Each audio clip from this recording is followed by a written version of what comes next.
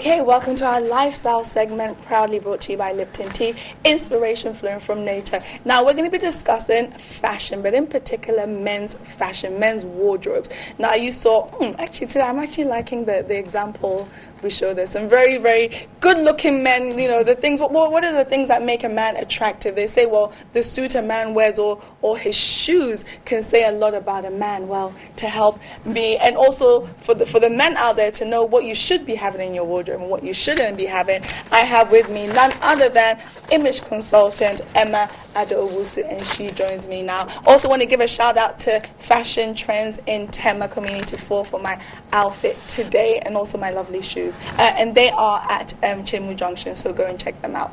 All right, Emma, how are you doing today? I'm fine, and yourself? I'm good. I'm smiling because I saw some fine men looking all good and dapper in that video there. Yeah. Now, a way a man dresses, most of the time women are the objects of the eye, so Absolutely. a lot of times we're looking at women, how women dresses, how she comports herself, but the way a man dresses also can make power statements. Absolutely. Like, I love a power dress. Like, if a man walks in with a powerful suit, that all important watch, the watch and the belt, and he smells good. You're like, hello. Hello. So for men out there who want to make a statement with the way they dress and get women to give them the hello, what are some of the main about the shoes they say is so important? Well, the shoe, to a large extent, tells me how important you take your image. If you're wearing tattered shoes, you can't be bothered if they are dusty. And my argument is that if you can't take care of yourself, you can take care of me. You can take care of more. So basically, a good pair of shoes is important. And then the belt. I keep on stressing on the belt because sometimes they get so tattered and like nobody is seeing this. I have a large tummy to sit over it. It doesn't work that way. We see it, we notice it. So it's very crucial that they also take note of that. And also their ties, of course. If you're going to do a shirt, for example, the tie for me is crucial, as well as the collar of the shirt. It needs to fit properly. If it fits, it means that you pay attention to detail. If it's hanging loosely on you, or you have it, flipped up, it means you can't be bothered about your look, and that says a lot to me about the kind of person you are as well. And so the other things you look at is perhaps you look at the issue that has to do with your watch, his wristwatch. Okay. If it's a Rolex, all the better. if it's a real Rolex, no fakes up in here. Yeah, everyone, all the better. But if not, it needs to be decent. Not the one with the scrappy strap that is begging for salvation, needs you to change the strap and you're not changing it, and you have all those potholes in there. No, that is so not acceptable. And so let's talk about the other type of grooming. Let's say a traditional dress, for example. So if you're going to go traditional and you want to do, for example, let's say a linen shirt, it needs to be good quality linen shirt with designs that make sense to the eyes. Sometimes you see a guy, he looks good, okay, but you look at the traditional wear and it does not make sense at all because it's overly busy or it is not structured to fit his personality. And so therefore there's a conflict. So these are the kind of telltale signs that tells me that he's okay. Okay, when it comes to some of our African print or traditional, I've realized with some men, sometimes even I see a man wearing a particular print and I'm like, whoa, why is he even, it's so bright. Yes. Can men generally, if a man is wearing too many colors and is too busy, can it be off-putting to the eye? I tend to find it, especially when you think, like, this thing, why are you wearing it? Can it be off-putting when men wear it? Absolutely. And you see, the thing there is that all of us have different skin tones. And there are colors that would work with your skin tone that would not work with my skin tone. So my work as an image consultant is to look at the underlying skin tone and tell you that red as a design or as a fabric will go well with your skin tone and blue does not. So when you know the basics, then it enables you to be more careful in your choice of colors. That's one. Secondly, let's assume that you do not know exactly what colors will work for you. It is advisable that you tone down the color. Most of our fabrics are bright. Very bright. Very bright. And I have a situation whereby you cannot do a bright upper body and a bright lower body. Yes, it's too much for the eyes to focus on. I was just discussing much earlier with a friend of mine. And the argument is that if you're going to do a busy top, tone down the bottom. Like what you're doing. I mean, exactly. You're not a man, but... Exactly. I keep telling people because the eyes can only focus at so much at a point in time. So if you're doing a busy top, busy pants, busy shoes, then you look like a walking signage post. You don't want to do that. You always want to leave that tiny little bit of you that makes people attracted to you. Otherwise, they used to be like, no, this is too much. There's too many things happening at the same time. I don't want to avoid it. This is something, the observation I've made, and I really hope this thing disappears from Ghana altogether. But I've seen a lot of men wearing silk or nylon shirts, you know, the very silky looking ones. Yes. But in this heat that we're in, it always looks like it's sticking to their body when they're sweating and so forth. Is it advisable for a man to even own a silk shirt, knowing they live in a weather condition like we're living in? That's a good If not, and it's usually not silk, it's usually the nylon one anyway. Sometimes they are pressed by the dictates of their job to dress in such a way. For example, if you're working in the banking sector and they tell you that we only do long sleeve shirt and it has to be this color. So you go out to the market, you're looking for, let's say, cotton blue shirt. And you go to the market and the only cotton blue shirt you've come across has maybe 80% nylon and 20% cotton. You're in trouble. You don't have a choice because that's what your boss is insisting that you should wear. And definitely you have to wear it. And the poor guy doesn't have a car. So he has to market under the sweltering sun, and by the time it's done, the back is sticky, the face is sweaty, it's wet and all that. So in some instances, people are constrained or find themselves in such a situation that they have to go that way. But if that is not the case, then opt for cotton. Especially in our weather. Especially in our weather. And how do you know a fabric is cotton? I keep on telling my clients that, look, cotton will breathe at any point in time. So when you're in doubt, the first thing you need to do before you buy that material is to read the label, to find out the percentage of cotton. If cotton is 20% or 25%, you are in trouble. That's not enough. At all. You should have to look at between 70 to 80% cotton and maybe 10 or 15% lycra and maybe 5% nylon. Then that combo makes it easy for you to wear it properly. It will stretch, it will fit your figure. But if that is not the case, then you're in trouble. But however, and I keep saying this, if there is no label that tells you exactly what is the fabric makeup of that particular attire, you can just breathe through the garment. Pull it up and put air, and put your hand behind. On the other side. On the other side. If the air escapes through the other side, it is cotton. If it does not, you're dealing with nylon or lycra. That's a simple trick. I've learned something today. All right, looking on this, image, we have this nice male model. Yes. They're showing different forms. A wallet. Now, a wallet is an essential part of a man's wardrobe. Yes, it is. Should it be? A lot of times, I see men pack up their wallets. That's right. They're wearing the nice trousers. They put their wallets at the back of the back pocket, and then it looks like they've got an extra bottom on their right. Is that advisable? No, unless you're desperate for an extra bottom. And you need to have it on both sides anyway. Okay. And so you create that illusion. The thing is that, with guys, they meet people, you exchange complimentary cards, he tucks it into his wallet. Get a card holder, for crying out loud. And also, or maybe just to show they're very rich and they've got lots of money. Sometimes they pack the money, especially the 2 CD brand new notes. That's the annoying bit of it.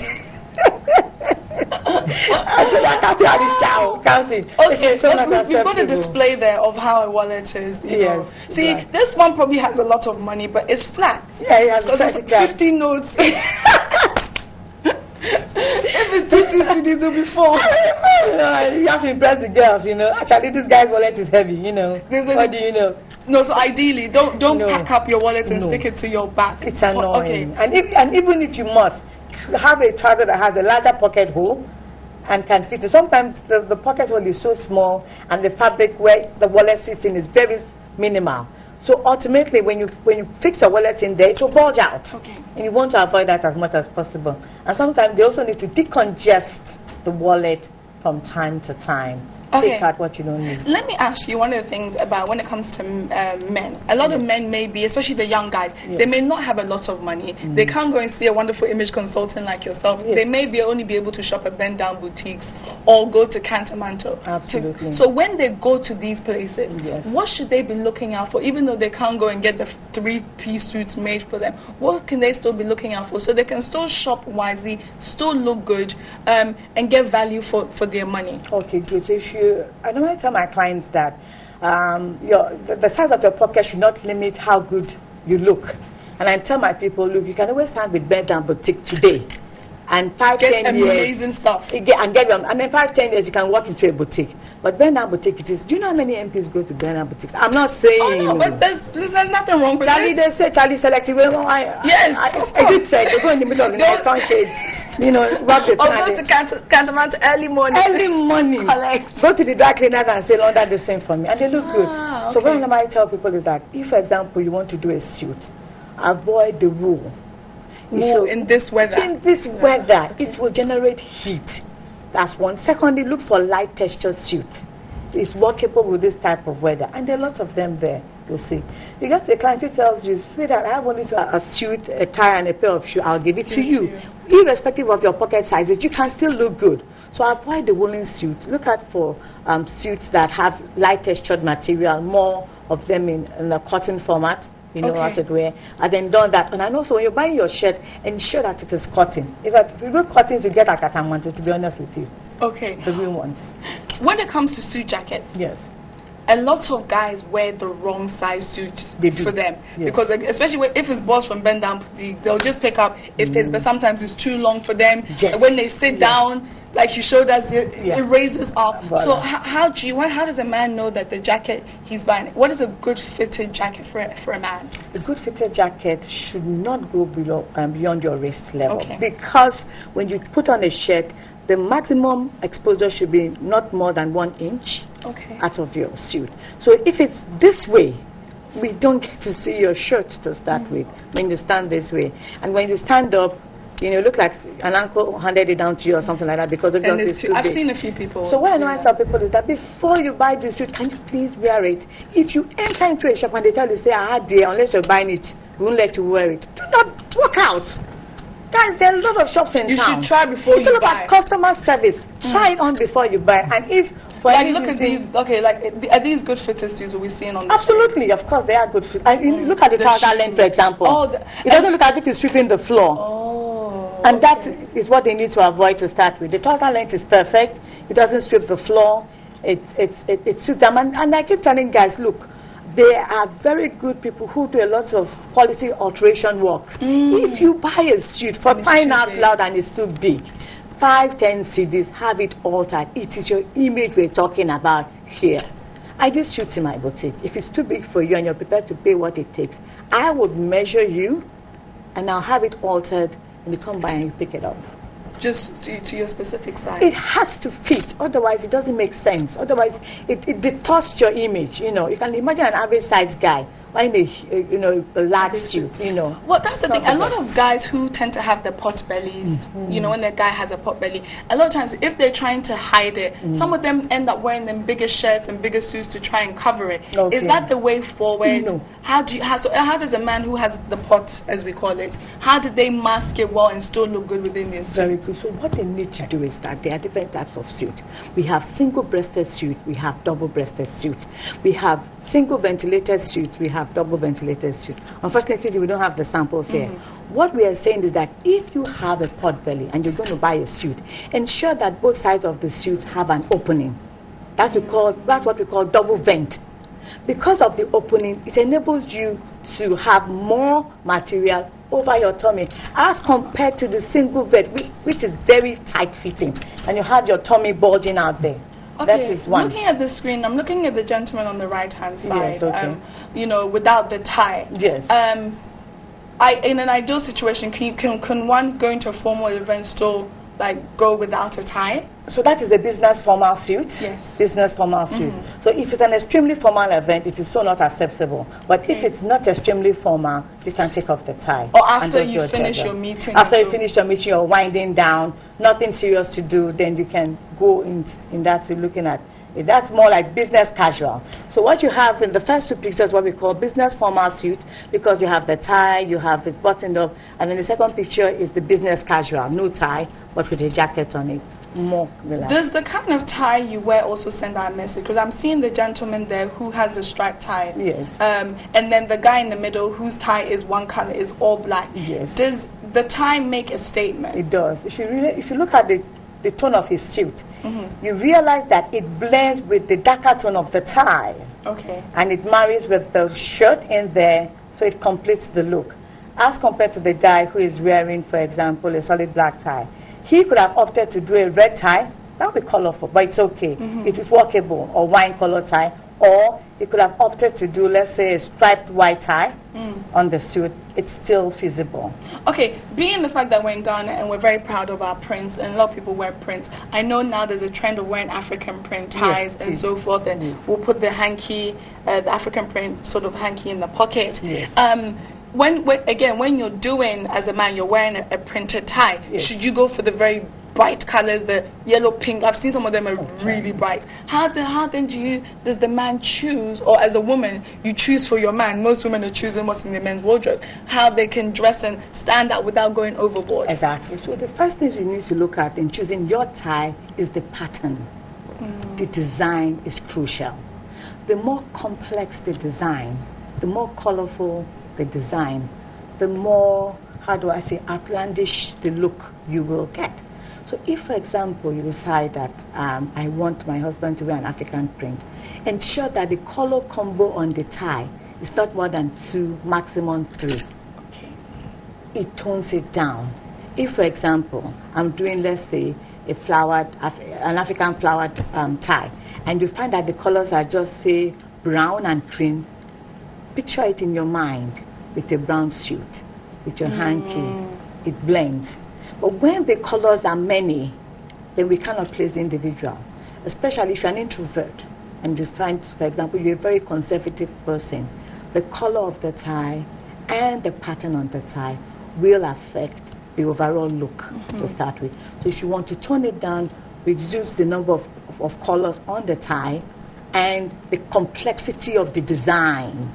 And if you want to make a loud statement because you're an entertainer and you make a lot of noise there, make it more bright, more colorful, more bold and all that. Then in that way, that structured image matches with your personality. Okay. What about cufflinks? Cufflinks. Are they that important? They are actually. Because cufflinks to a large extent also are ways which men also make statement. The thing with men is that they don't get to do the lipstick, eyeshadow, mascara and stuff. And that's of course they're going the other way, of course. Here we go. We got some cufflinks on there. We just saw on the screen. They're going the other way. So you find that the cufflinks are watches. The watches are very important as well. These are what they use in making fashion statements, as it were. And the belt, you see. You look at your belt as well. If it's leather belt and it comes with a designer, 100% leather, it's absolutely fantastic. And I love a well-dressed guy with, in a cufflink. The interesting thing with cufflink is that you can also do with African prints. So we say, for example, you have the African wear, long sleeve, with the French cuffs, with your cufflink. If the African print is busy, please ensure that your cufflink is solid. And so don't have so many colors on your cufflinks as well. It confuses the eye. Okay. And it does not isolate itself. So let's say, for example, I'm wearing this as a long sleeve shirt, and I'm going to do a cufflink. It's best I do maybe a silver one with bits of rhinestones on it. It will stand out on the material. Okay. Before I let you go, you brought this along. Yes. So here, what did We're talking how about would a man wear this? We're looking at something for guys who are creating an Afrocentric wardrobe. The Afrocentric look is in. The Afrocentric look is in these days. So this, for example, not more than 2 in the hand, with your African gear, is totally acceptable. And if you are doing an African wear and you have this as a neck chain on your neck, it's quite acceptable. But would that be advisable if you work in a corporate office, clearly, or this would be more for like a weekend wear? If you work in a corporate office and the rules in your organization says African wear, if you're a guy, it is permissible. On Friday or maybe? Yes, on Friday you can do it. But weekend is cool, We're talking about, promoting the African thing, the African culture and our values. So we can look for, opportunities like these, to be able to promote it. There's absolutely nothing wrong with wearing this. It's part of our culture. Exactly. Adding some accessories there. But the problem I have sometimes is that for guys, less is more. If you go do this as a chain and you have the gold on it and you have the silver on it, gosh, I'm blind, totally. You don't want to do that. Okay, last question. Sure. I'm almost out of time. Okay. They say a woman can never have too many shoes. Absolutely. Can a man have too much shoes? Please. Not when they compete with space in my wardrobe. Then your shoes are too many. So how many, ideally for any man, how many shoes should they ideally have, or what's the most essential shoes and foot item men should have? You should have their dress shoes. Dress shoes. Multi-purpose. You have brown, you have black. It's okay, they would go. You have your loafers. It's cool. You have your African sandal. No, the sandals, sandals, it's fair as well. And of course, you have your slip-on. So if you have them, I think 2 of each. If you have that much money and you want to flex, it's fine. You have 1 of each. I think it's okay. That way I get space to store my shoes as well. So your woman can have all the space. Absolutely. I like that. Thank you very much. I want to say a big thank you to Emma pleasure. Owusu, image consultant, getting some tips on men's wardrobe. So I hope all you men and all you ladies have the tips now for your men or your fathers, your uncles. Go out and spread the word. Make sure you don't go anywhere. We have more coming up on New Day. I want to say a big shout out to Lipton Tea for this segment as well. Make sure you don't go anywhere.